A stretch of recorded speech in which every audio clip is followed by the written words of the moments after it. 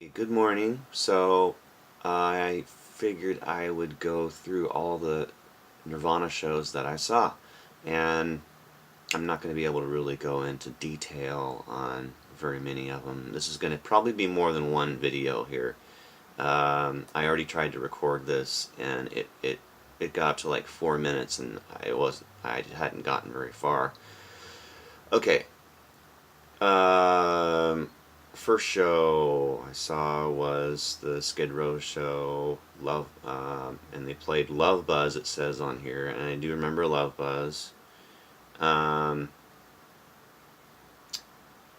and that was for 1887. So I can go into more detail on some of these shows at a later time. Or if anybody has any questions about a show, I'll talk about what I can.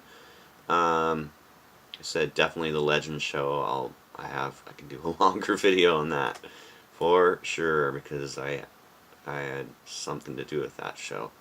Um, so let's see. I was at the 6/27/87 show, but I didn't know they were called Pen Cap Chew, and I got there late to see my brother's band, Silent Green. But I actually did. I was at the so I just missed those guys. That what happened that night. I had no idea they were playing, or it would have been there. Um, and I was at the show too where there were Bliss, and then they probably opened, and I missed them because my friends were in Inspector Love, so I was at that show too. May have gotten there late, so two shows I was at and I didn't see them play either night because I didn't know they were playing. Alright, we're going to 88. 1/23/88, going on 30 years since that show. And that was with Dale. Um, and that was an amazing show. I'll have to do a longer video on that, what I remember. Um, so, let's see. 3/19/88, that was with Dave Foster, and he played the songs awesome. He almost as heavy as Dale did. I think it was that night that it might have been either Dale or Dave put their drum set all the way to the front of the stage. Kurt played on one side, and Chris played on the other side. And it was pretty amazing setup. I've never really seen many bands do that, but yeah, the drum set was all the way to the front. There's Kurt, there's Chris, and it sounded great like that actually because they were loud. The guitars were loud, so it definitely worked. So that one.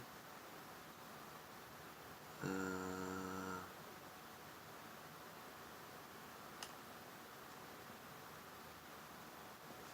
Okay, so 5/21/88, the Evergreen State College show. I was at that show. That was. See, I don't. It says in the field in the K dorm, and they.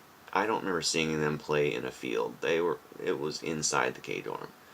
Um, And again, I remember Helltrout playing one of the K-Dorm shows. So, yeah, I was at that show. Unless there was 4 K-Dorm shows and I wasn't at that show, but there's a show that's not listed or something. Alright, let's see. I know it's probably going to be boring.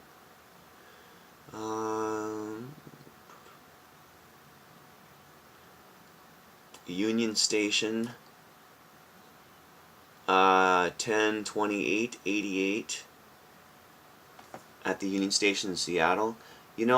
One thing I gotta say is being broke a lot of the times back then, Kurt and Chris and Chat, they all would get me in no problem. And usually friends. that, you know, that were going, like Ryan or another guy, Paul Hunt, you know, another friend that used to go to a bunch of shows with me. Um, and something I remember Tad playing that night. Maybe I'm imagining things, but I swear Tad played that night. I could be wrong, but anyway, so that was 10:28:88. It's already to 5 minutes. See, 10:30:88, the K Dorm show. I was at that one. That's when he smashed his guitar. So maybe the one that was the last one in the field, I wasn't at that show.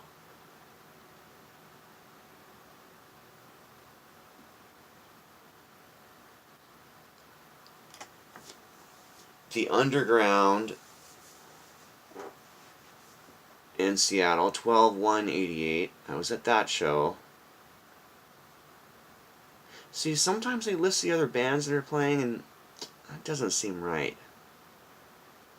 You know, there's mistakes on here for sure. Um,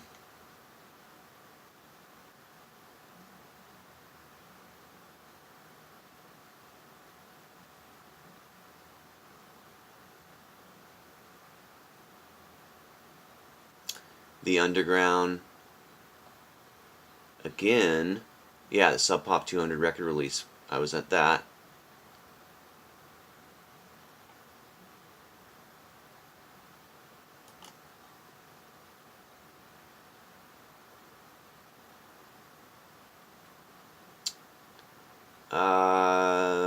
K Dorm.